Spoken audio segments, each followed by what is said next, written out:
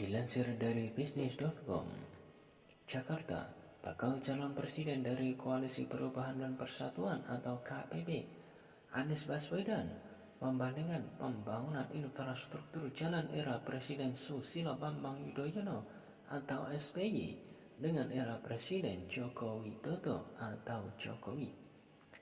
Anies mengatakan, Presiden SBY dan Jokowi sama-sama banyak membangun jalan, namun berbeda target penggunanya. Mantan Gubernur DKI Jakarta ini mengakui pemerintah Jokowi banyak membangun infrastruktur fisik. Dia mencontohkan pembangunan jalan tol atau jalan berbayar yang ternyata terpanjang selama era presiden manapun. Pemerintahan kali ini berhasil membangun jalan tol terpanjang dibandingkan periode-periode sebelumnya. 63% jalan tol berbayar yang berada di seluruh Indonesia itu dibangun di era pemerintahan sekarang.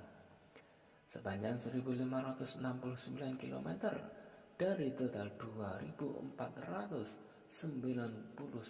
km itu adalah jalan berbayar, ujar Anies saat memberikan pidato dalam acara Milad PKS ke-21 seperti yang disiarkan kanal YouTube PKS TV Minggu 21 Mei 2023. Namun Anies mengkritik pembangunan jalan tol atau jalan berbayar di era Jokowi tidak diimbangi dengan pembangunan jalan tidak berbayar atau jalan non-tol.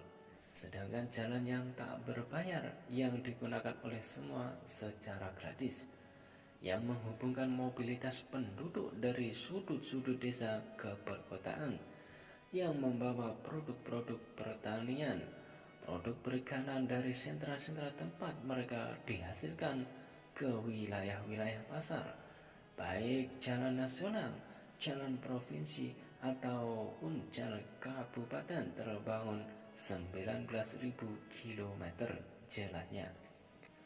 Anies pun membandingkan seluruh data itu dengan pembangunan jalan era pemerintahan SBY. Dia menerangkan, berbeda dengan Jokowi, SBY lebih fokus membangun jalan yang tak berbayar. Di zaman Presiden Pak SBY, jalan tak berbayar yang dibangun adalah sepanjang 144.000 atau 7,5 kali lipat bila dibandingkan dengan jalan nasional di pemerintahan ini atau Jokowi membangun jalan nasional sepanjang 590 km di 10 tahun sebelumnya atau era SBY 19.000 km, 20 kali lipat ungkapnya. Dia menggarisbawahi bahwa kedua infrastruktur itu, jalan berbayar dan gratis, sama-sama diperlukan untuk Indonesia. Meski begitu, Anies berpendapat seorang presiden dalam membangun infrastruktur seharusnya memberikan keberpihakan kepada masyarakat yang lebih membutuhkan. Yang perlu kita perhatikan di sini adalah bahwa keberpihakan, ketika bicara institusi ekonomi, memberikan kesetaraan kesempatan kepada semuanya, ujarnya. Dia kembali mencontohkan data Susenas 2019 masih menunjukkan 38% masyarakat meminum air dalam kemasan, sedangkan rumah tangga yang punya sumur hanya 21%, pompa air 16%, dan pipa 10%. Oleh sebab itu, Anies ingin ke depan seluruh pembangunan infrastruktur itu berpihak kepada masyarakat banyak yang lebih membutuhkan. Infrastruktur yang bukan hanya untuk sebagian, tetapi infrastruktur untuk semuanya, tutupnya.